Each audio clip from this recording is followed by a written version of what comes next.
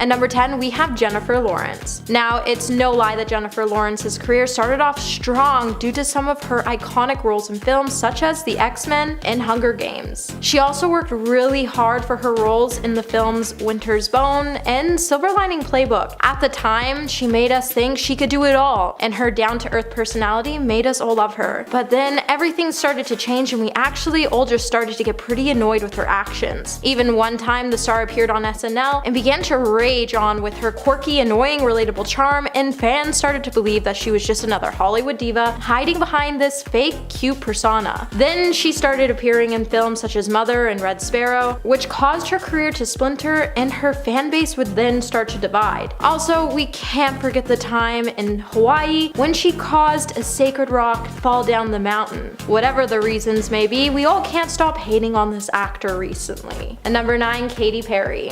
Katy Perry is no stranger to intense media attention, as the pop star has always had high levels of public criticism. It's no lie that Katy Perry absolutely dominated the music scene in 2010 with numerous monster singles off of her album Teenage Dream. However, then the Witness era started and everyone kinda recoiled their support for the star. After Katy cut her hair and dyed it blonde, she would set out to release a string of embarrassing singles like her songs Bon Appetit and Swish Swish. Both songs were actually pretty horrifying to listen to. On top of the songs, Katy began to act really weird and we all didn't catch on to her odd behavior until she made an appearance on Ellen, and it made us all cringe. She even had Ellen wishing the show was over. Now, Katy was dealing with depression at the time, which likely played a huge part in her odd behavior and dramatic transformation. However, her newly woke image and her ongoing feud with Taylor Swift have been pretty criticized, and it's hard to support the star as she isn't willing to grow, learn, and change. Hey Peaches, are you enjoying this video so far? If so, don't forget to give it a thumbs up and subscribe to the channel. And number 8, Kanye West. Now, Kanye West is iconic, and he's been pretty popular as a rapper as he's gone on to sell millions of albums. However, that hasn't stopped people from having negative opinions about him. Now, we all used to love Kanye for his ability to speak his mind, however, his actions lately have us all pretty divided when it comes to supporting the star. Many people have started to view Kanye as someone who can't be trusted because it seems like everything lately seems to set the rapper off, and he's been saying a lot of controversial things that make us all just shake our heads. Kanye has been making it into headlines for the wrong reasons, and it has us all questioning why he would try to achieve fame with such meaningless and hurtful statements. I think we can all agree we miss the old Kanye. And number 7, James Charles. James Charles rose to fame quickly when he became the first male CoverGirl spokesperson at the age of 16. However, following a feud with fellow beauty blogger Tati Westbrook, James's following would fall from 16 million to 13 million followers. The drama over James promoting Sugar Bear hair vitamins, which is a direct competitor to Tati's hair supplement company Halo Beauty, would cause both stars to cut ties with each other, and Tati would then come for James and would start to expose a list of his bad behaviors. James's behavior online to be successful and adored by thousands had covered up a dark layer of his true personality, and after Tati exposed him, he only seemed to spiral more out of control, which made us all unfollow the star as we could no longer ignore the red flags he was sending us. And number 6, Jeffree Star.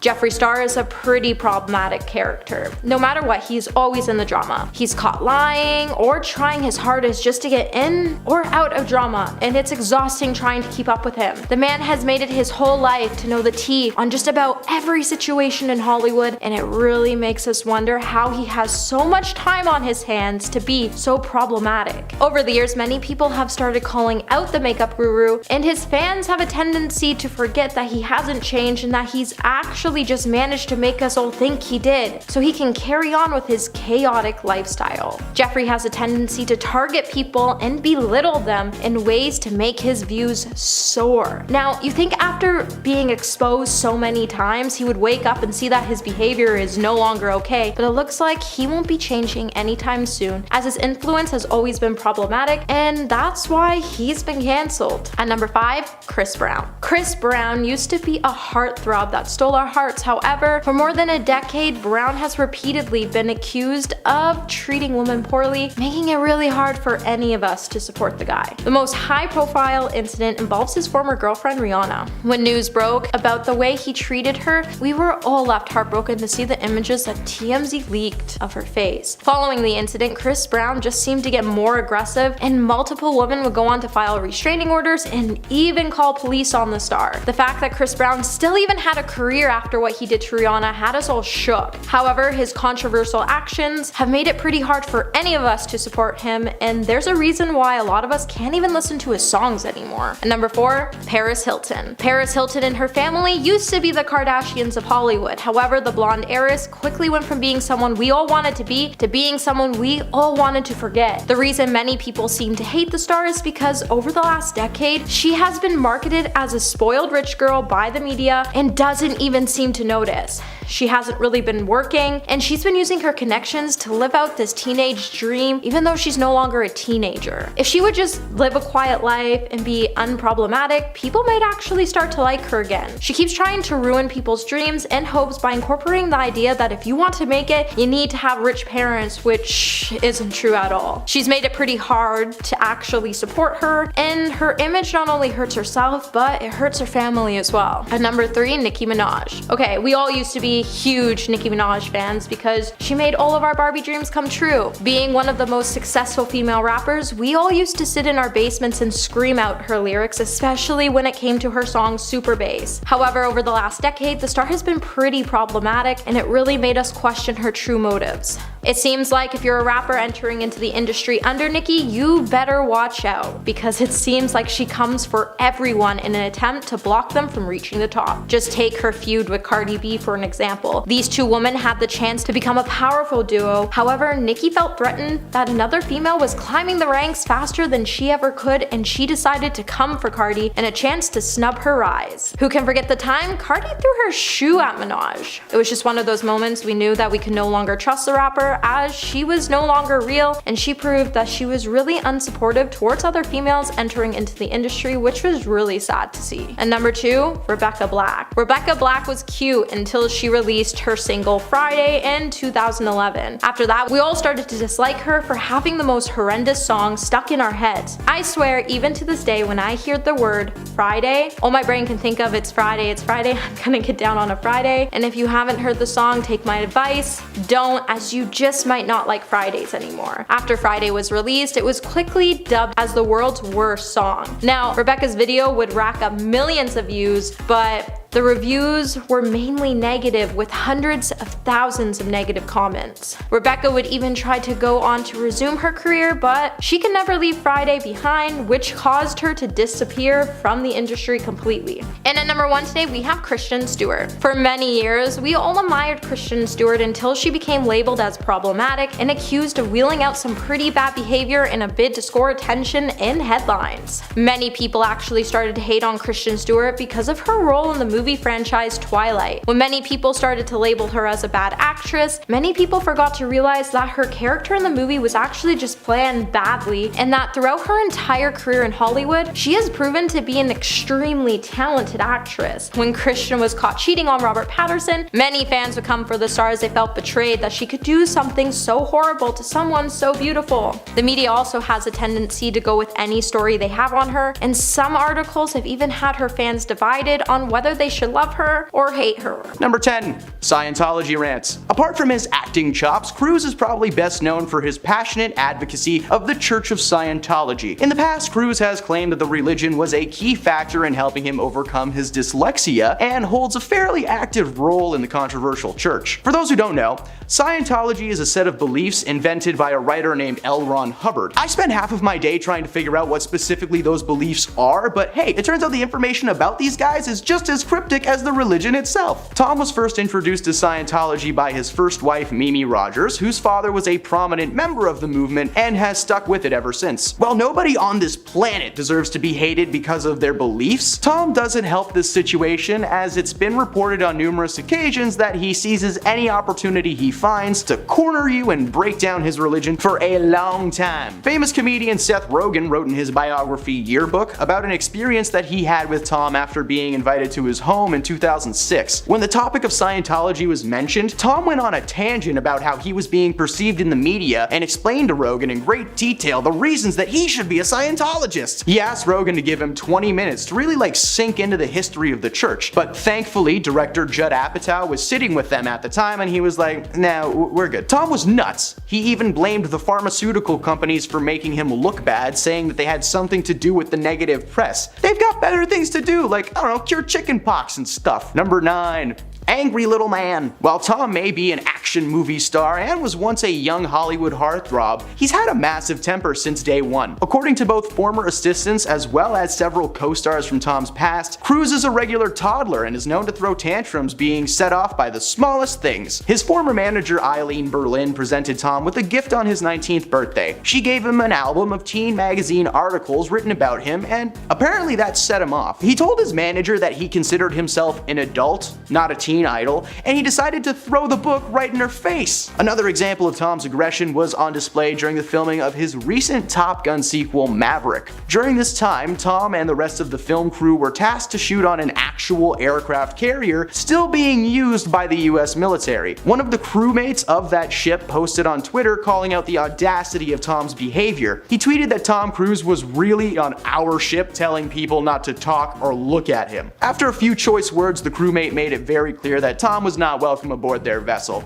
These are just 2 examples though. Tom has blown up on film crews several times in the past, to the point where his Mission Impossible 2 co-star was constantly scared of Tom on set and what he may freak out about next. Number 8, he's chaotic. Now, it's one thing to be asking people to join your church all the time, whatever, no biggie. But Tom's behavior as a member of society has been rough to say the least. Following the announcement that he was engaged to Katie Holmes in the early 2000s, Tom appeared on an episode of The Oprah Winfrey Show that has gone down as one of the most chaotic TV interviews of all time. From the moment he walks on stage, he has such a strange energy. He's oddly excited, like he just got told the best news in his entire life. He throws his arms up in the air, he rubs Oprah's shoulders like she's a lamp and he's trying to summon a genie. He revealed to the audience that the excitement was from his engagement to fellow actor Katie Holmes. Awesome, man, but can you stop trying to break Oprah, please? Seriously, Tom jumped on her couch, he grabbed her hands over and over again. She couldn't even get to the questions that she had for him because he was just so chaotic. Eventually, Oprah was like, whatever, just bring her out.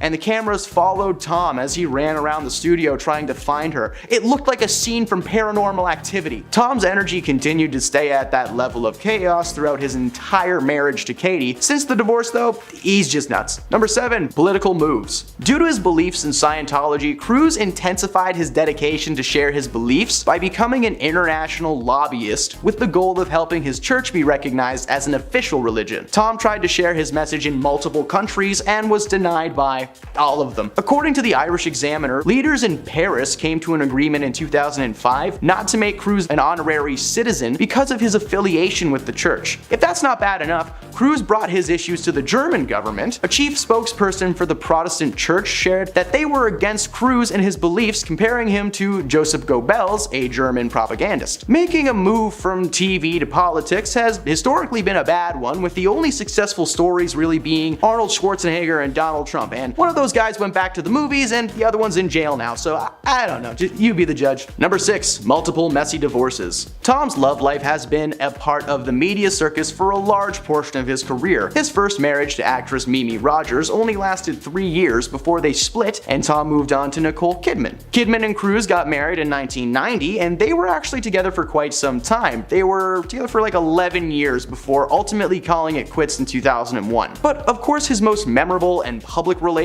was with his now ex Katie Holmes. As previously mentioned on this list, the two were engaged in 2005 and at the time Tom was stoked. They tied the knot and stayed together for only 7 years. With the ending of each marriage comes a litany of negative press. Tom got divorced 3 times, which means that 3 times Tom has had to publicly air his dirty laundry for us all to see, and as many of us know, dirty laundry belongs in a pile on your floor. Hide it away. Number 5. control freak. Tom is no stranger to an on-set freakout or two, but he's also made a name for himself as a bit of a control freak. Both on set and in his personal relationships, Tom feels a need to be in charge of every little thing at any given time. An insider told Radar Online that Tom was not good at keeping a relationship, as many women found him to be very intense. To him, any partner is an extension of himself and his brand. So he's not only intense, but he's also a micromanager as well. So much so that at times, Cruise has even been known to control what his partners are allowed to wear when they're in public together. This made many love interests feel like members of his staff, and rightfully so. Tom has also been a control freak on set, with the most recent example being an incident that occurred on his last Mission Impossible movie. An audio clip was released of Cruise berating several crew members with intense anger. The crew in question were accused of not following safety protocols that were in place at that time. In his rant, Tom is heard swearing and screaming about the rules, and how if he wants something to happen, it will happen. The crew are essentially his minions, who must do their master's bidding. The rant went viral, but Cruise defended the rant rather than apologizing for his words, claiming that he said what he said and the stakes were high at the time, so I don't know, deal with it. While this may have been happening at a time when Hollywood was shut down and many productions were on hold, that's no excuse to harass the people trying to make you look good. Number 4, mansplainer. Now, telling women what they can and can't wear is one way to ensure you won't be popular among a female demographic, but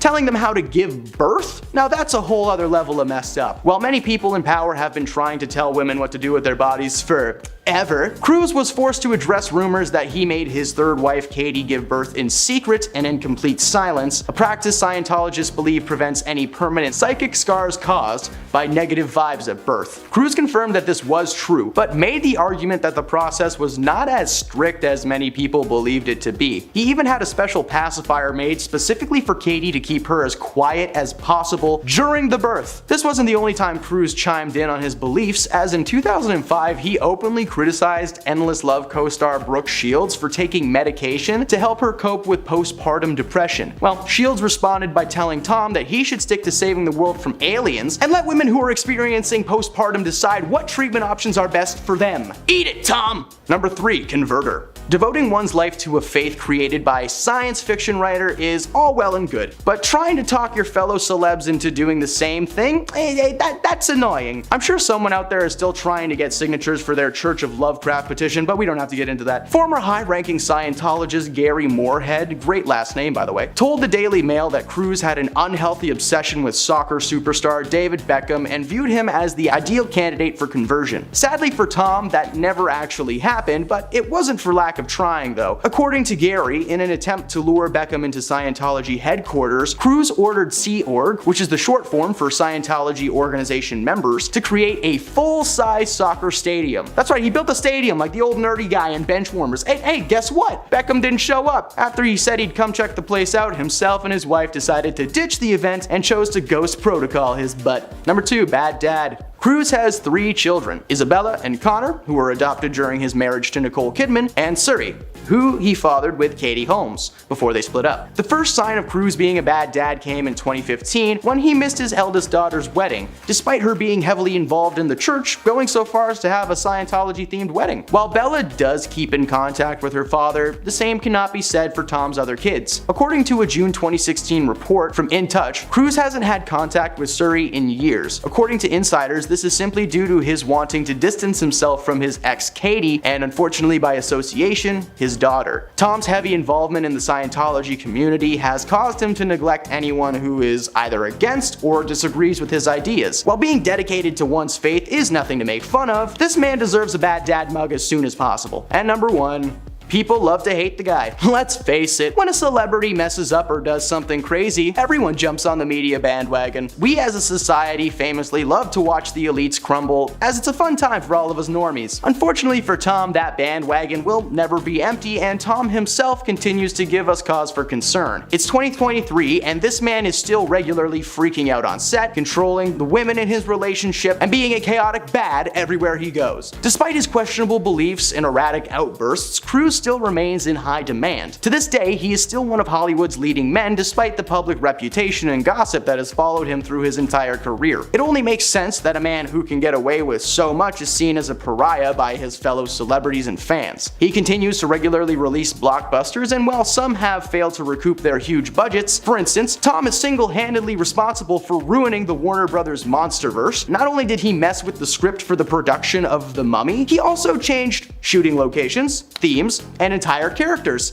simply because he was the producer and he could do it. Hey man, next time just give Tom some crayons and a pad and let him loose, alright? Put him in the corner, just ignore him. Coming at number 10 today, we have Lady Gaga. Lady Gaga's trouble with Madonna is so long and shady that she could probably ultimately take every point on this list today. After Gaga was deemed the second coming of Madonna, the dueling divas made fun of their alleged feud on Saturday Night Live. However, Madonna later dissed Lady Gaga in real life when Gaga's music is reductive in comparison to her own performing deliberate mashups of Born This Way and Express Yourself to seemingly highlight the similarities. Gaga would then tell a radio show in 2016 that she and Madonna were very different and that she wouldn't make that comparison at all, and she didn't mean to disrespect Madonna. Gaga would also go on to say, "But I play a lot of instruments, I write my own music, I spend hours and hours a day in the studio. I'm a producer, I'm a writer. What I do is different. I'm not just rehearsing over and over again to put on a show. There is spontaneity to my work. I allow myself to fall, I allow myself to break. I'm not afraid of my flaws. I just will not be compared to anyone anymore. I am who the F I am, and this is me." Number 9, Cher. In a 1991 interview, Cher discussed Madonna and her dislike towards the star, and it was pretty juicy as she made herself very loud and clear about her lackluster opinion of Madonna. When the interviewer asked the singer if she goes jogging like the Material Girl, Cher would respond by saying, "Do you mean my very best friend Madonna?" The interviewer then said that the question was made to drag Madonna into the conversation, and Cher responded by saying, "How about dragging her in by her hair?" The believed singer then continued to say, "In my day, I was pretty good at doing the same thing that she's doing,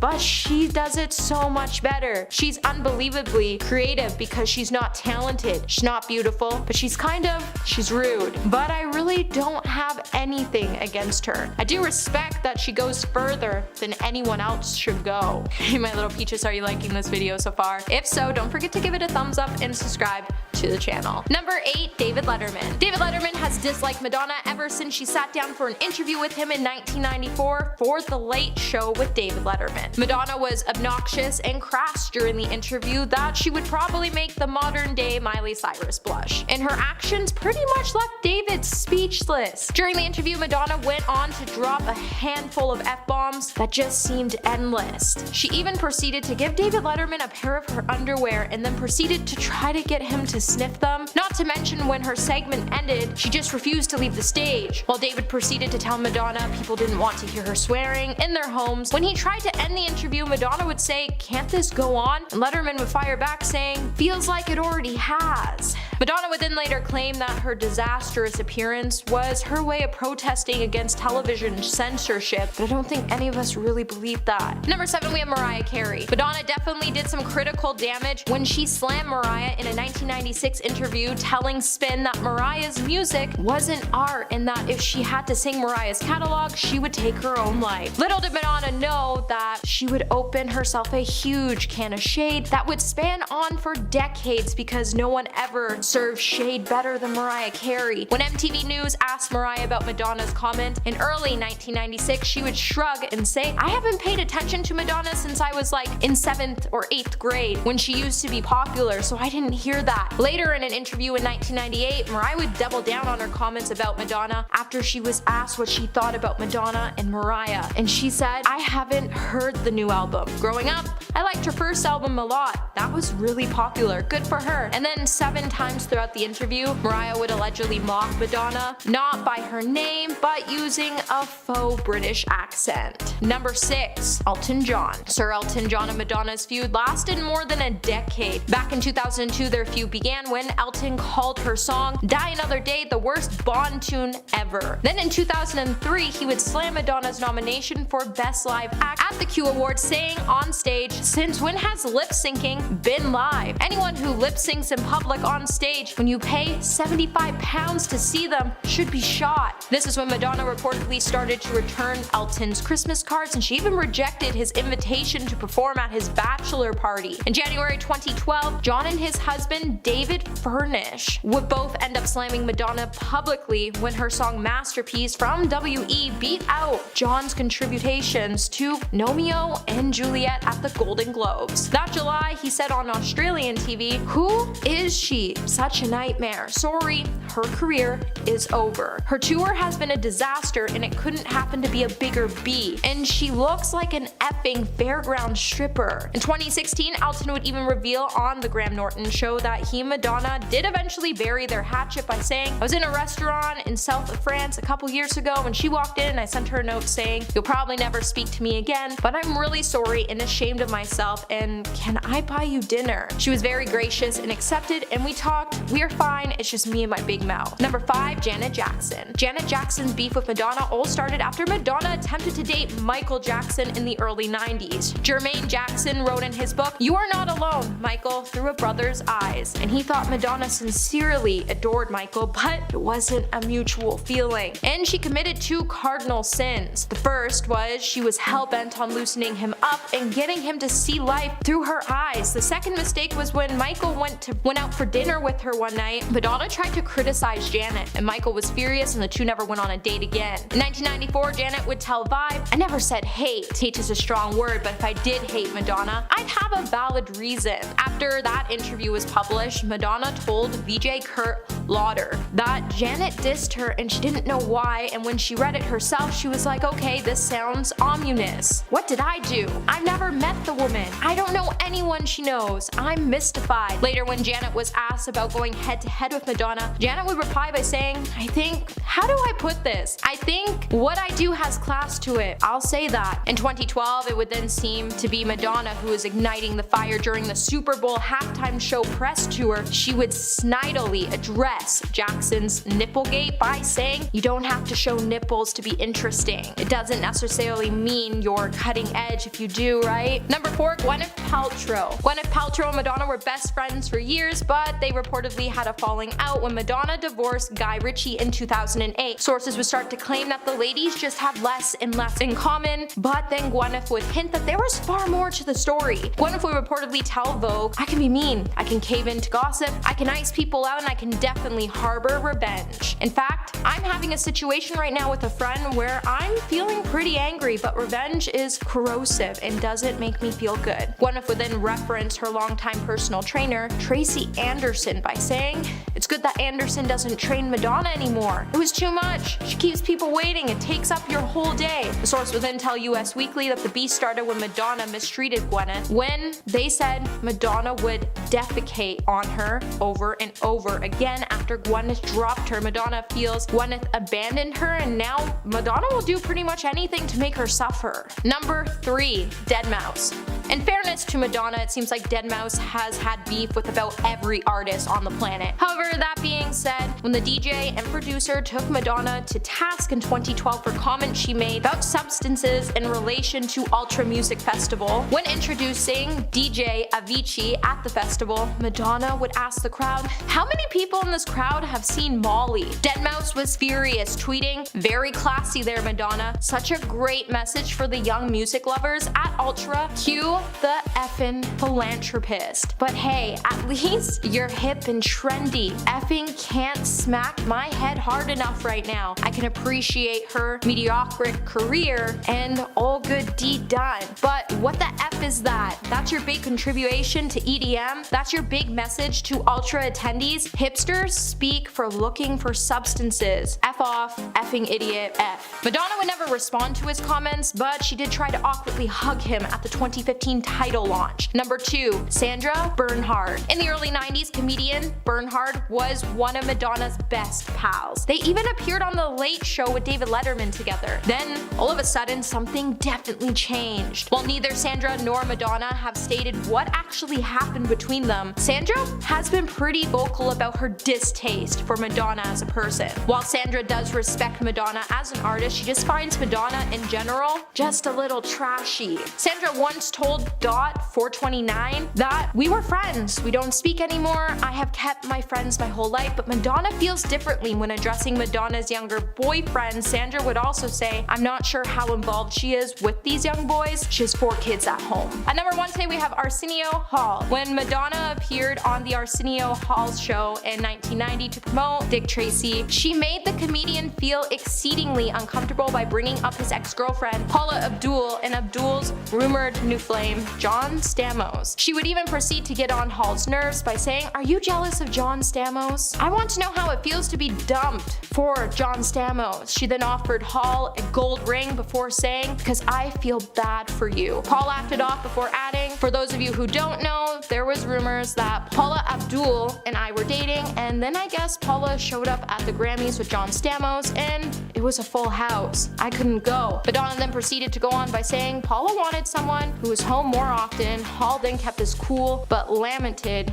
wow, you're telling all my business? Madonna would go on to defend her move by saying, I know you were heading in the direction of getting into my intimate life, so I thought I'd turn it around. They would eventually change the subject, but the tension between the two would remain for the rest of the episode, and Madonna would proceed to call Hall's hairstyle tired and suggested he and best friend Eddie Murphy were more than friends. On the bright side of Hall, Entertainment Weekly reported it was the show's highest rated episode ever. First up, August Alsina. Without August Alsina coming forward, we would have no idea about his affair or entanglement with Jada Pinkett Smith. Will and Jada have been married for 20 years, but it seems that they've been anything but conventional, and the pair have revealed that they have an open marriage. Alsina spilled the beans on his relationship with Jada while on Angela Yee's radio show. When speaking about Jada, he said, quote, I totally gave myself to that relationship for years of my life, and I truly, really deeply love her. Alsina even claimed that Will gave the couple his blessing to be together, although Jada denies this. Jada admitted to having an affair with August, but downplayed it as an entanglement. During the Red Table Talk segment where they spoke of the affair, Will looked visibly angry about the situation, and pushed Jada to admit she did have a relationship with August. After admitting to cheating, Jada didn't really apologize or seem remorseful, she instead just deflected, saying, quote, I was in a lot of pain, I was very broken, saying she only wanted to help August, but it turned into a relationship. Jada said that this entanglement with August happened while she and Will were on a break, and their marriage was really struggling. After Jada called their relationship an entanglement, Alsina told Vulture, quote, if you look up the definition of an entanglement, it's a complex and difficult relationship. It was exactly that. I think it's just the language that probably stuck out to people. Adding, quote, but I definitely have to agree with it being an entanglement, it definitely was something complicated, a complicated dynamic. Even though it doesn't seem like Jada is ashamed of anything that she did, it is strange that she tried to deny it, then downplayed it when she could not brush it off anymore. She's also been accused of using her husband's pain for clicks on her Facebook show, but we'll get more into that later. Next up, Will Smith. Since Jada started being so open about her life on her Facebook show, Red Table Talk, she has consistently embarrassed her husband, Will Smith. Most notably was that episode where they spoke about their marriage and the affair that Jada had with August. In that episode, Will admitted to his wife, quote, the fact that I am talking to you is a miracle, clearly showcasing the tension in their marriage. And then Will went viral after that interview, and a meme called the quote, sad Will meme spread quickly online. Will brushed off the commentary from that episode, saying he was not sad in that interview, rather he had a long day and was just very tired. He told GQ about the meme, quote, I'm not sad, I'm effing exhausted. It seems that Will puts his relationship on the line for Jada and their marriage whenever asked, while she doesn't do the same. The most clear-cut case of this was his Oscar slap. Maybe he knew that if he didn't defend his wife in that moment, that would put another strain on their relationship. Will has also admitted that they're only in an open relationship because of Jada. Will has revealed their open marriage was Jada's idea, since she, quote, has never believed in conventional marriage and had family members that had unconventional relationships. Jada has even shared private information regarding their intimate moments. When Jada had Gwyneth Paltrow on the Red Table Talk, Jada revealed that her intimate relationship with Will was struggling, and that it had been hard for them to keep the spark alive. Jada said, quote, the accountability part really hit for me because I think you expect your partner to know what you need, especially when it comes to Fans quickly came to Will's defense against her, calling out Jada for speaking so poorly of her husband. One person even tweeted a meme of Jada asking herself, quote, "I wonder how I can embarrass this man this month." Next up, Gabrielle Union. One of Jada's most notable feuds is with fellow actress Gabrielle Union. Neither woman could remember why they feuded in the first place, and Union recalled always feeling strange about the way Jada treated her. Jada decided to clear things up with Union on none other than her show Red Table Talk.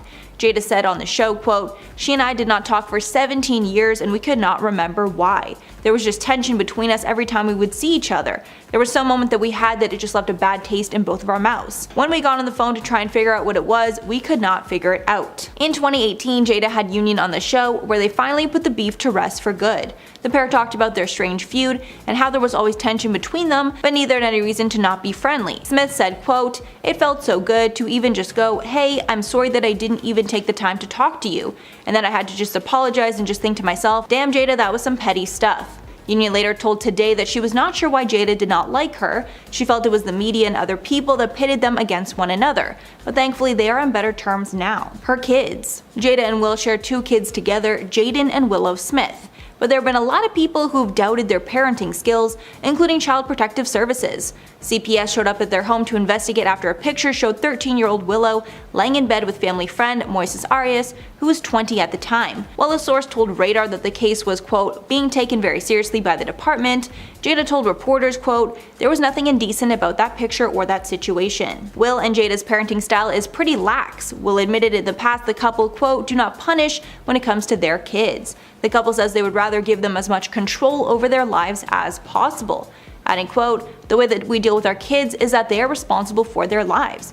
Our concept is, as young as possible, give them as much control over their lives as possible. And on the concept of punishment, our experience is that it has a little too much of a negative quality." Jaden is also a fan of the ways parents discipline, telling Metro that it works pretty well. Although most kids would jump at the chance to have their parents stop nagging them. However, there might be times when it's appropriate to put limits on kids, as they might not understand the consequences of what's happening at that time. One example of this could be Jaden's past friendship with actress Zoe Kravitz. Zoe is 10 years older than Jaden, and Zoe admitted to hanging out with Jaden alone when he was just 14 years old. Although nothing inappropriate happened between them, other parents might want to limit that sort of interaction. Cherie Zampino. Cherie Zampino was married to Will Smith before he and Jada got married. The shady part is that Will and Jada started dating before he and Cherie were officially divorced. Jada's mother, Adrienne Banfield Jones, dished on Access, quote, "I think initially when Will first called you, I think he was still married or he was just separated, and I was like, he's not available to you." Jada added that Will was the div, and the orst didn't happen yet. But Jada later admitted that when she learned things were not finalized, she should have backed off. To make matters worse, Jada has claimed on multiple occasions that she never even wanted to marry Will. She only decided to go forward with it because she got pregnant. Her mother and Will thought that starting a family was the best idea, and Jada reluctantly agreed. Later, the couple agreed to an open marriage. And finally, Jada herself. So I think we all know what happened at the 2022 Oscars between Will Smith and Chris Rock, but I'll give you guys a quick refresher. While Rock was on stage to present an award, he made a joke about G.I. Jane, directed at Jada Pinkett Smith, because she had a bald head at the event. Initially, Will Smith laughed at the joke, but after seeing that his wife did not approve, he got up on the stage, interrupted Chris and the show, and slapped him in the face. Everyone was shocked, but later many came to Will's defense because Jada had been open about her struggles with alopecia. But a few days after the event, many were calling Jada a hypocrite. TikToks of hers that she made days before the show resurfaced, clapping back at those that made fun of her short hair. In one clip she said, quote, "She doesn't give 2 craps about what people say about her bald head." But clearly that's not true, or she would have been able to take the joke. In the rest of the video, she talks about how her hairstyling for so many years is part of the reason she developed alopecia. Jada shared that she was pressured to present her hair throughout her decades on the big screen and magazine covers. The treatments are used to give her straight hair, but they also caused her hair loss. That's not the only time her behavior has been a bit shady. The actress revealed that she can actually be pretty rude, specifically to people she loves the most. On an episode of her show Red Table Talk, she revealed that she's done so many horrible things to people she loves because of her ego, adding, quote, "Once my ego kicks in, we are in trouble. That Jada baby, she ain't cute, she's a vicious one, and she's mean." She also admitted that she got confrontational towards some of her husband's admirers, revealing, quote, "There was only like 1 or 2 times where I might have gotten a little hostile when I felt people stepped over a boundary that they were disrespectful. Now we got an issue." She did know that she is doing her best to improve these behaviors, but obviously we would hope that she would be nice to people all of the time. Kris Jenner. Believe it or not, the Kardashian clan used to be super close to the Smith family, particularly because Kris's kids got along super well with Jada and Will's kids. In fact, Kendall and Jaden are still super close, but we never see the adults hanging out anymore. It's very likely that their friendship didn't survive the whole famous Khloe Kardashian, Tristan Thompson, Jordan Woods love triangle in 2019. After Jordan was exposed for making out with Khloe's ex Tristan, Jada decided to have Jordan on her talk show, Red Table Talk, to reveal her side of the story. The interview featured a ton of sympathy for Jordan as she said her piece about what went down. Jada and Will have known Jordan since she was born because her father worked on the Fresh Prince of Bel-Air. Apparently, after the allegations came to light, Jordan came to Jada asking for help. Quote, "I just wanted her to have a platform to tell her story. That's it. She's a young, beautiful woman inside and out, and me having been a young girl, we sometimes get into situations that we don't necessarily know how to handle." It's likely that all this sympathy towards Jordan led the Kardashian matriarch to cut ties with Jada, as they were never seen getting close after the incident. Promptly after the interview, the Jenners and the Kardashians all unfollowed Jada and Will on Instagram and vice versa. That being said, they still let their kids hang out as Jaden was spotted at Kendall's infamous controversial 2020 birthday bash. Next up is Olivia Jade. While there's no overt animosity between Jada and Olivia Jade, there was definitely some very public discussion of having her on the Red Table Talk show. After the college admissions scandal that put Olivia Jade's mother, Lori Loughlin, in jail for attempting to cheat her daughter's way into college, Olivia Jade attempted to go onto Red Table Talk to set records straight. She went onto the talk show in 2020, and Jada's co-host, her own mother, was extremely public about her distaste for Olivia's appearance.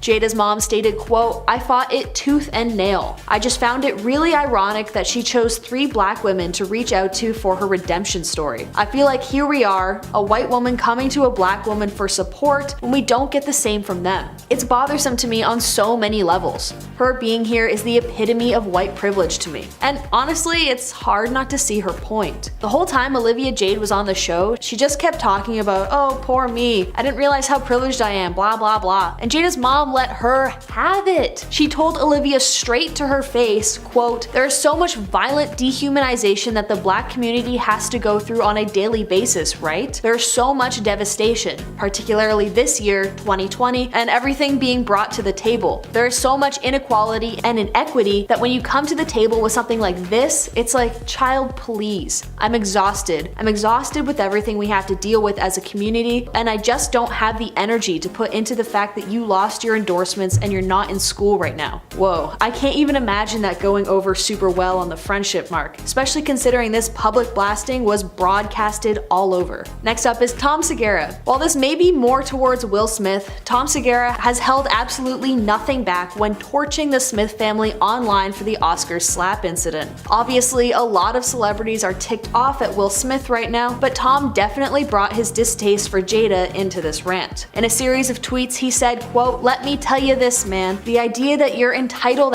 thinks because your feelings are hurt, you get to one of the all-time greats because you feel, and then the cowards, the spineless cowards that are in Hollywood and comedy. We have all the lists of the guys. It's insane. It's like a gross exaggeration. You see it all the time. I mean, you see entitlement everywhere, and that was on full display for the world to see. I have zero respect for that, and I feel like more people need to come out and say it. It's unacceptable. Damn. Tom, tell us how you really feel." That being said, it's unclear if the in question is Will or Jada. It could be either or both in this situation. Either way, I doubt Tom will be invited to any Smith family dinners in the near future. Next up is August Alsina. While I think maybe this one is a bit of a stretch because it's hard to hate someone who's actively keeping you relevant, I do think that August Alsina can't be happy with how his name has been dragged through the mud with this weird open marriage thing that he was involved with. He claimed to have dedicated years of his life to Jada after they had initially been introduced when Jaden brought him home as a friend. Although the two had their affair while Jada and Will were separated, it didn't stop the actor from writing an entire album called Entanglements about her. It has also just been announced that he's going to write a memoir about his time with Jada, which I am like 99% sure is to A, keep him relevant, and B, to drag Will and Jada's name through the ringer. Next up is Sheree Zampino. Sheree Zampino is the ex-wife of Will Smith, who he had one son with named Trey. Although this feud is largely over, Jada Jada openly admitted to really disliking her husband's ex-wife, and the feeling was very mutual. When they began their relationship, Jada and Cherie hated each other. They had a lot of issues with their blended family, which basically meant them all co-parenting the kids that they all had with Will. Zampino recalls a moment when she had to speak to Will about their son Trey, but Jada picked up the phone. Quote, "You picked up the phone and I wasn't really respectful. You basically let me know, I don't really appreciate your tone, and I was like, it doesn't matter. And you hung up on me. I called back and I happened to say, bitch, you're living in the house that I picked out." The two then shared a laugh with one another, so I guess this one doesn't really count because they've definitely made amends with one another. Despite having an extremely rocky relationship to begin with, they seem to get over it for the sake of Will Smith and their kids. Okay, this next one is just for laughs, but Will Smith. I mean, God, they must have had an extremely hard time within their marriage because Jada, for better or for worse, constantly lays it out on the table. She airs her dirty laundry with Will genuinely constantly, and a lot of fans think that the Men in Black actor is so stricken with Jada that he won't see just how inappropriate her behavior is. For example, always on her talk show, Jada insinuated that Will doesn't know how to please her in bed when she was discussing intimacy with Gwyneth Paltrow. Also openly admitted to cheating on Will, and she had an extremely intimate relationship with Tupac Shakur despite her claiming never to have dated him. I can't imagine all that going over super well, especially when we, as the ever-watchful public, know all of these things. I think it would be a much easier pill to swallow if the entire internet weren't calling Will a but here we are. And now that the Oscars slap thing happened because Will was defending Jada's hair loss, it really does feel like a house that's so full of pretension and privilege that I think people have just kind of largely given up on the couple. Anyways, listen, I know it was so tough finding celebrities who openly hate Jada. Not that she's a particularly good person, but like, why even have the public beef? Starting off our list today at number 10, we have she's an American. You want to know what every country has in common except for the United States? Well, apparently for some odd reason everyone hates Americans. While it's definitely rude to dislike someone based on where they're from, it still hasn't stopped people from stereotyping the actress into a certain category. When it comes to the Brits though, they have a strong dislike for Meghan, especially for this reason. Unlike the reception of the Princess of Wales, Kate Middleton, who belongs to an aristocrat British family, Meghan Markle received a cold and hostile reception, not only from the public but also from the royal family. While Meghan was born in America and comes from an ordinary background, she supposedly failed to meet the conservative criterions of the Britons, and this could be one of the reasons why everyone hates her. Number 9. Twisted family history. While the British royal family tends to maintain a clean and pure image of the monarchy,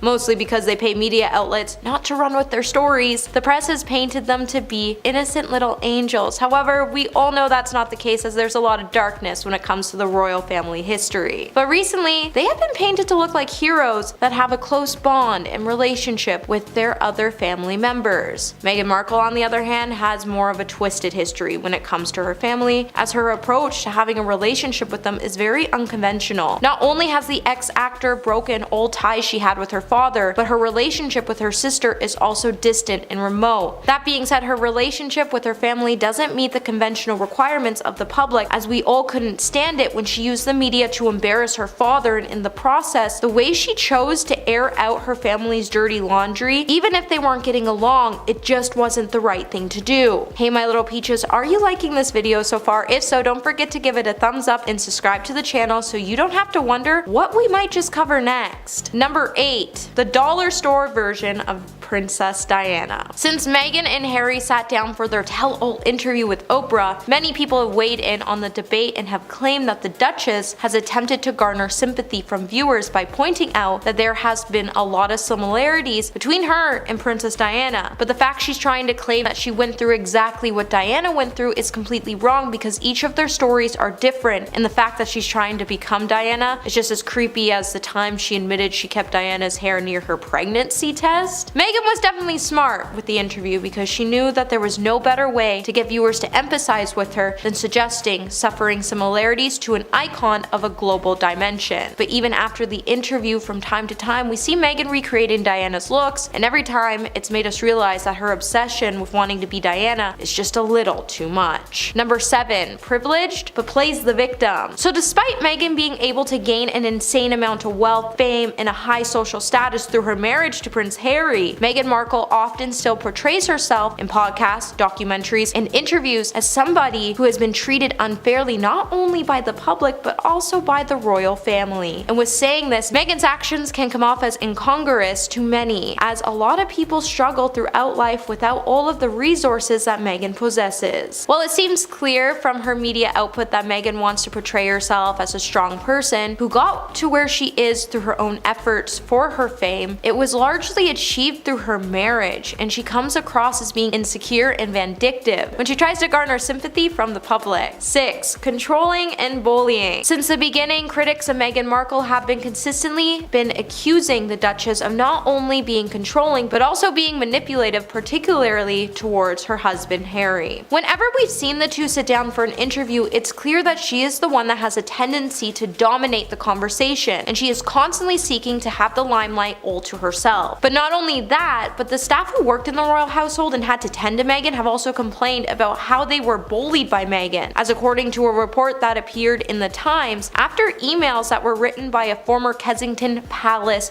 communication secretary named Jason Now has suggested that the Duchess has also displayed totally unacceptable behavior. In the end, Meghan would have her press team issue a statement about all the bullying allegations, and since she's been trying to play that all this was leaked in an attempt to smear her name, but I don't think any of us believe that. She's just downright mean. Number 5. Reason behind the royal split. Back in January of 2021, Meghan and Harry would jointly announce that they would be exiting from the royal family. In the process, they would also announce that they would be leaving their royal duties and privileges behind so they could be more financially independent. When the couple took to their Instagram accounts to say, "We intend to step back as senior members of the royal family and work to become financially independent while continuing to support Her Majesty the Queen," the British public began to blame the Duchess rather than looking at the reasons to what drew Meghan and Harry to make this decision and take it seriously. However, after they left the royal family, Harry and Meghan did nothing to support the Queen, and instead they started signing up for interviews, documentaries, shows. They even started writing books where they aired out all of the royal secrets and problems just so they can make money. And behind it all, it's clear Meghan was behind all of these business moves, as she was the one who talked majority of the time in the interviews while Harry sat there being quiet with blank facial expressions. Number 4. Hypocritical. The Duchess of Sussex has played an active role in promoting various causes which include environmental, social, political, and anti-bullying. However, it has led to backlash in certain quarters, with some people claiming that she doesn't practice what she preaches. Examples of her alleged hypocrisy include: A. She bullied palace staff members by making them cry and quit their jobs. B. Extorting about the environment while flying around the globe in private jets. C. Claiming that she's very ordinary while spending lavishly on clothing and housings and living extravagantly. D. Gaining fame and wealth from her association with the British royal family while constantly attacking them. Meghan Markle isn't any of the things she stands for, which is honestly just sad, and it proves that we just can't trust anything she says, as the path she's on to self-destruction, and she acts like she's never even heard of King Midas, but she probably should take note from that. Number 3. Establishment. It's clear that the royal family are very much on top of the British establishment, despite their reticence to respond directly to criticism in the public. They do have an enormous amount of power at their disposal. This doesn't just consist of their own wealth and status, but also includes the resources of the nation state that they are head of. With saying that, there has always been this notion that Meghan Markle was an outsider when she married into the royal family. And because of this, she herself has even stated that she has always felt like she was never truly welcome by anyone. However, a lot of people, especially people in the UK,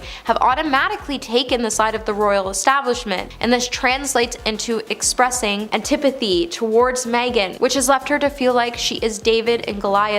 But it hasn't exactly always been this way, as everyone used to actually love her, including the royal family, until the bullying allegations emerged, and then after that, everything took a sharp turn and we all went on the side of the royal family. But that's just how the establishment works, right? Number 2. Social status. For someone who pushes an egalitarian agenda, Meghan Markle can seem at times to be excessively concerned with the social status of herself and her family. She seems to desire the standing that goes with being royal without wanting all the baggage that comes along with it. While Meghan has claimed that she doesn't want to be royal or have her royal duties, during interviews she has expressed how upset she is that her family wouldn't be given security, and that she was furious that when she found out her children, Archie and Lily, Elizabeth wouldn't be given royal status because the Sussexes were not working royals. Meghan's always wanted to be famous. That has been her dream from the start. And when her modeling career didn't work out, she turned to Deal or No Deal. And when that didn't work out, she turned to acting. And when her acting career turned out to be a major flop despite her role in the hit Canadian show Suits, when she found out Harry was single, she jumped on it and manipulated him into loving her. And as soon as she entered into the royal family, she got noticed and she loved every part of it, but she knew she didn't want to be forgotten. So she started to stir the pot, and that's exactly what she did to get the level of fame she has today. And coming in at number 1 today, we have Against Royal Traditions. When it comes to her style, Meghan Markle has always had a habit when it comes to breaking royal traditions. With the Duchess loving dark nail polish, collarbone bearing necklines, and pantsuits, she has caused the media to go bananas every time she has gone against royal protocols. Whether it's with her outfits or with her email schedule. Inside the palace though, the narrative is totally different. One thing that has come to light in recent years is that Meghan Markle does not shy away from listening to her heart, as she has gone on to marry into the British family to making a mega exit. And because this happened, she has been heavily criticized and condemned for breaking royal traditions. While there's definitely no book on royal etiquette, Meghan has chosen to do things a little differently, and in the process she has caused a lot of people to look down on her and criticize her for everything she does.